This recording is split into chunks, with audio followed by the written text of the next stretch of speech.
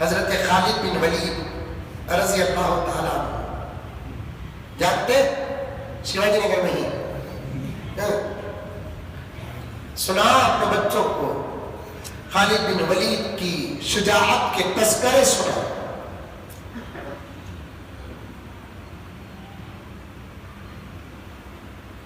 اللہ کے لیے لڑتے تھے،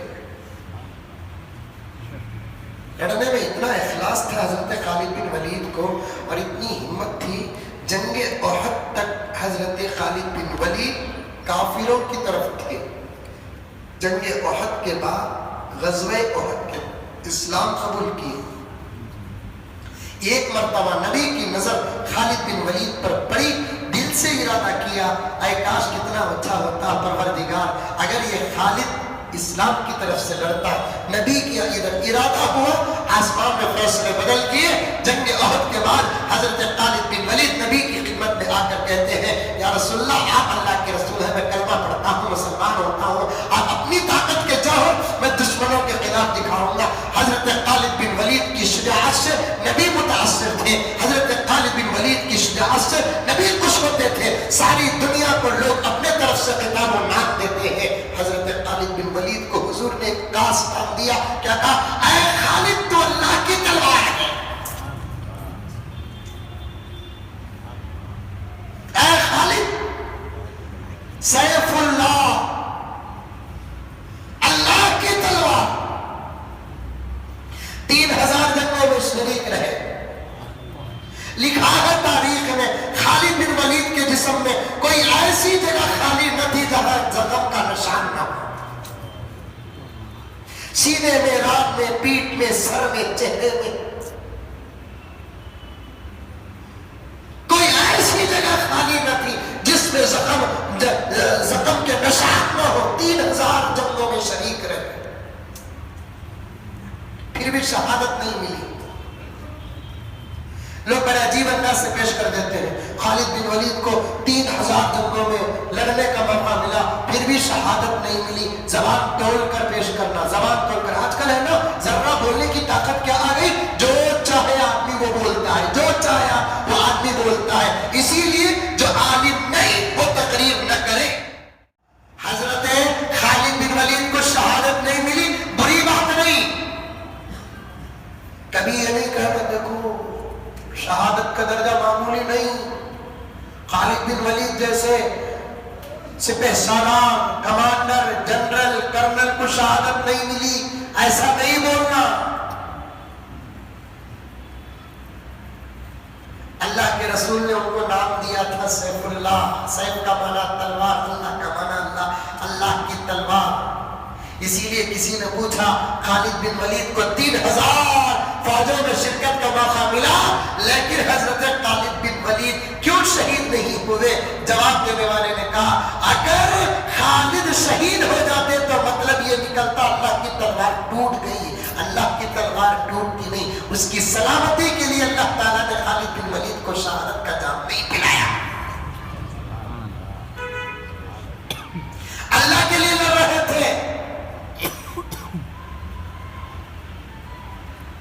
اور ایک واقعہ ذہن میں آ رہا ہے، آج تو ارادہ تھا 2-5 تک بات کروں، ختم کروں، لیکن کبھی میں عمل نہیں کروں گا. میرے ارادے ٹوٹ جائیں گے لیکن عمل نہیں کروں گا. اس میں حضرت عمر فاروق کا دور تھا. لوگوں کے ذہن میں ایک بات آ گئی، عقیدہ دیکھو عمر کیا بنا رہے ہیں. لوگوں کے ذہن میں ایک بات آ گئی کیا کہ خالد جس میدان میں جاتے ہیں وہ میدان مسلمانوں کا ہوتا ہے. خالد جس میدان میں جاتے ہیں وہ میدان مسلمانوں کا ہوتا ہے. عمر نے دیکھا کہ پورے مسلمانوں کا عقیدہ اللہ کے بجائے خالد کی طرف جا رہا ہے. سبحان اللہ. عقیدوں کی حفاظت کرنے والوں نے ایسی حفاظت کیا. پورے مسلمانوں کا عقیدہ اللہ کی طرف جانے کے بجائے کس کی طرف جا رہا؟ خالد کی طرف جا رہا. حضرت عمر نے دیکھا لوگ کامیابی کو خالد کی طرف جوڑ رہے ہیں، اللہ کی طرف نہیں جوڑ رہے. سبحان اللہ. خالد ایک قادسیہ کی جنگ تھی، وہاں پر مصروف تھے. جنرل بن کر، سپہ سالار بن کر پورے عمر کے دور خلافت میں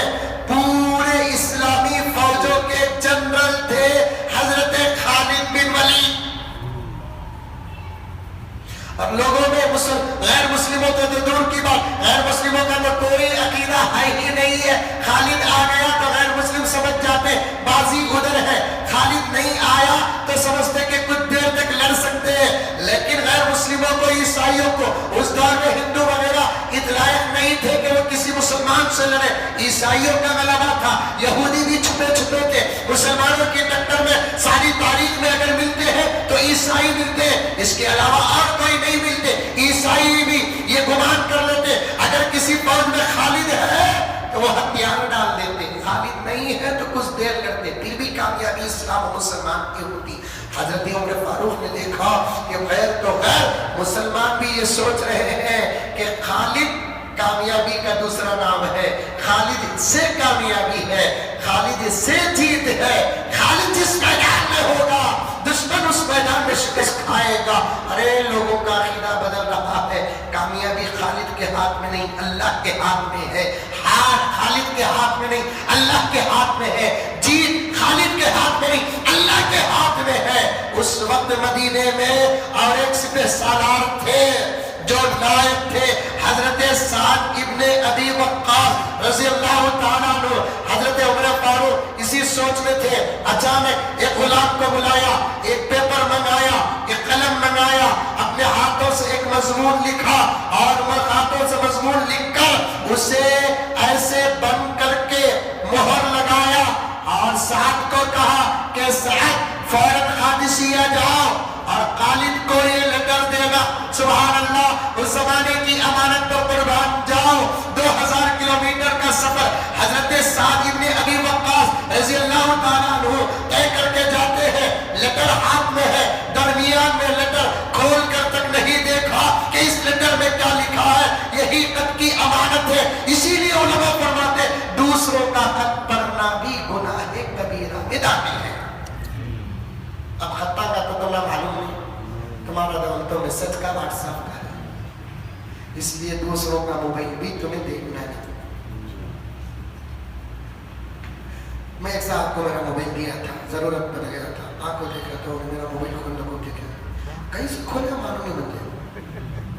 میں پوچھا بھی نہیں, انہیں کہا دل چھوٹا کر لیتا کی بول کر, کہیں سے کھولے معلوم نہیں, اچھے اچھے کھولا, سمجھ نہیں بات ہے, کیسا کھولے معلوم نہیں, ساتھ میں کھولا دیکھ لے وہ بھی کس کا کبھی موبائل مل گیا تو ڈائریکٹ گیلری کچھ جاتے سو.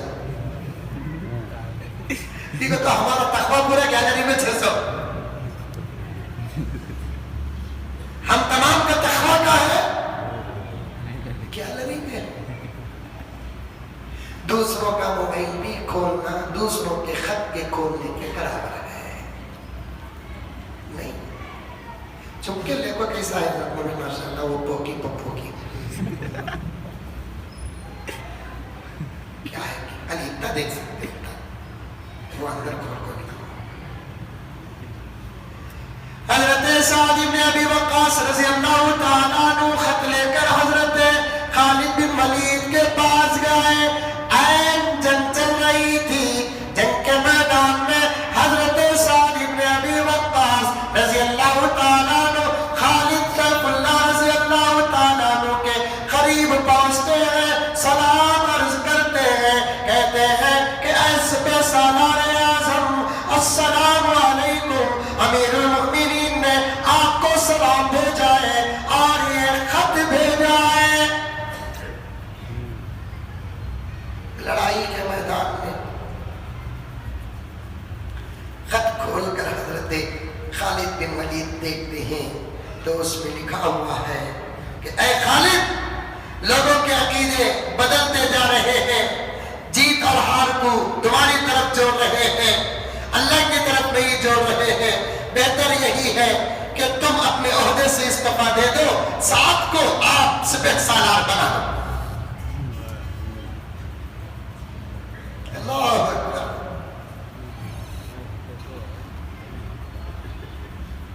آپ اپنے عہدے سے معزول, ریٹائر, عہدہ ختم آپ کا. اب جو خط لے کر آیا نہیں وہ آپ کا اب فوج کا امیر ہوگا. ہمیں لگتا ہے یہ وقت کیا امیر المؤمنین عمر کو بھیجنے کے واسطے وہاں لڑنے کو لگاتے تھے. امیر المؤمنین بھیجے کہ تمہیں لائی تھی اتنے جمع جیتیا ہوئی آج نکال رہی ہوں گے ملک کے لیے، قوم کے لیے، اللہ کے لیے کام کرنے والے کبھی عہدوں کے پیچھے نہیں پڑتے۔ حضرت خالد بن ولید کے پاس لیٹر گیا، حضرت خالد بن ولید رضی اللہ تعالیٰ عنہ لیٹر پڑھتے ہیں، عمر فاروق امیر المؤمنین کا حکم ہے کہ تم معزول ہو گئے، آج سے سپہ سالار جنرل اور کرنل سعد بن ابی وقاص ہوں گے۔ گھوڑے سے اترتے ہیں، حضرت سعد کو کہتے ہیں کہ آپ اس وقت کے علاقے کے آپ امیر ہیں، امیر المؤمنین کا حکم آیا ہے، اب میں سپاہی ہوں تم میرے جنرل ہو۔ حضرت سعد کو پتا بھی نہیں تھا کہ خط میں کیا لکھا، ان کو بھی یہ حکم ان کو بھی وہ حکم، اللہ کے لیے لڑتے تھے اور پورا بھروسہ اللہ